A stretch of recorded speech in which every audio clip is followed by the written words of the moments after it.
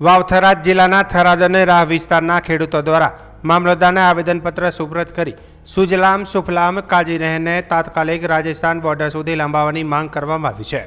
ખેડૂતોનું કહેવું છે કે કાળઝાળ ઉનાળાના કારણે ભૂગર્ભ જળસ્તર તળિયે પહોંચી ગયા છે, જેના પરિણામે ઉનાળુ પાક અને ઘાસચારો સુકાવા લાગ્યા છે।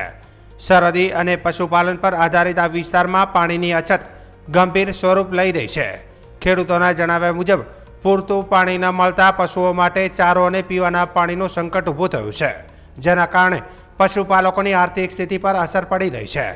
આ પરિસ્થિતિમાં ઉનાળુ વાવેતર બચાવવા અને પાણીની તંગી દૂર કરવા નહેરમાં તાત્કાલિક પાણી છોડવાની તથા નહેરને બોર્ડર સુધી લંબાવવાની મુખ્યમંત્રીને નમ્ર અપીલ કરવામાં આવી છે।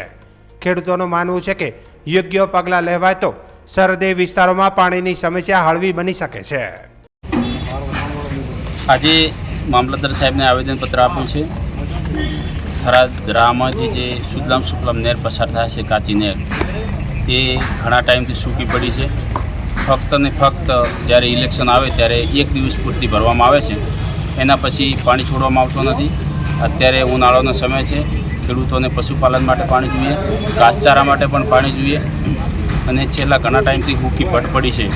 તો મામલતદાર સાહેબને આવેદનપત્ર આપીને મુખ્યમંત્રીશ્રીને રજૂઆત કરી છે કે આ સુજલામ સુફલામમાં તાત્કાલિક ધોરણે પાણી છોડવામાં આવે અને જે નહેર ચાંગડા સુધી જે કાપી નાખવામાં આવી છે એ નહેરને નેનાવા સુધી અને રાજસ્થાન બોર્ડર ખોડા સુધી વધારી અને કાયમી પાણી ભરેલું રહે, એ અમારી ખેડૂતોની માંગણી છે, લાગણી છે।